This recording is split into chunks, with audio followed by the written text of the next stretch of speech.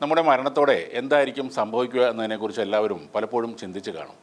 സാധാരണക്കാർ മുതൽ രാഷ്ട്രത്തലവന്മാരും ശാസ്ത്രജ്ഞരും കോടീശ്വരന്മാരുമൊക്കെ ഈ കാര്യം ആലോചിക്കുന്നവരാണ്.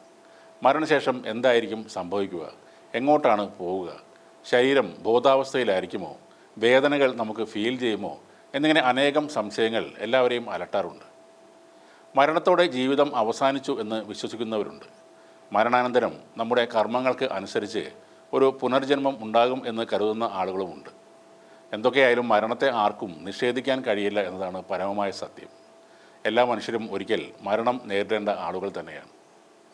മരണം എത്താറായി എന്ന് തോന്നുന്നവർക്ക് അവസാന സമയങ്ങൾ സമാധാനത്തോടെ ജീവിച്ചു തീർക്കാൻ ചില സ്ഥലങ്ങൾ നമ്മുടെ രാജ്യത്തുണ്ട്. അങ്ങനെയുള്ള സ്ഥലങ്ങളാണ് മുക്തിഭവനും ബിർള ഭവനും. മരണാസന്നരായ ആളുകൾക്ക് സന്തോഷത്തോടെയും സമാധാനത്തോടെയും ശാന്തമായി മരിക്കാനുള്ള സ്ഥലമാണ് മുക്തിഭവൻ.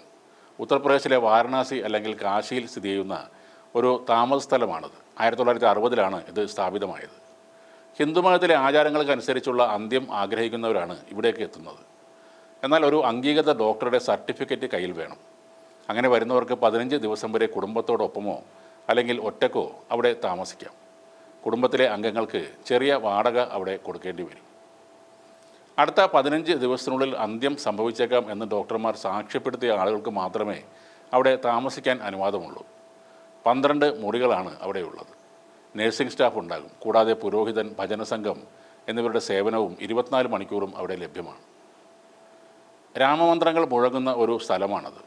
ഗംഗാജലം ചുണ്ടുകളിൽ ഇറ്റിക്കുകയും മന്ത്രോച്ചാരണങ്ങൾ മുഴങ്ങുകയും ചെയ്യുമ്പോൾ ശാന്തമായി അന്ത്യം സ്വീകരിക്കാൻ വേണ്ട അന്തരീക്ഷം അവിടെ ഒരുങ്ങുകയാണ്. വർഷം തോറും 500-ൽ കൂടുതൽ ആളുകൾ അവിടെ വെച്ച് മരിക്കുന്നു എന്നാണ് പറയുന്നത്.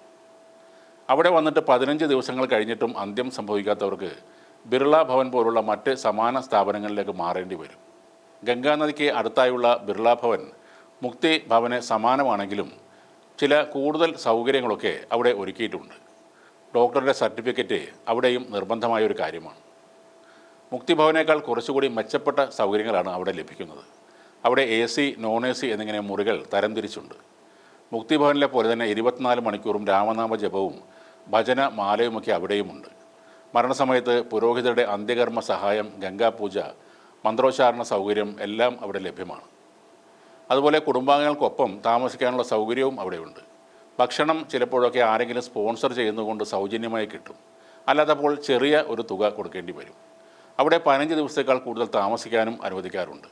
അതുപോലെ AC മുറിക്ക് അത്ര വലിയ വാടക ഇല്ലതാനും.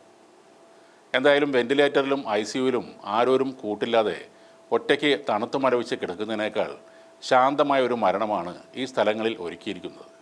പക്ഷേ ഇവിടേക്ക് വരുവാൻ ഡോക്ടർമാർ സർട്ടിഫിക്കറ്റ് കൊടുക്കുന്നത് വളരെ അപൂർവമാണ് താനും.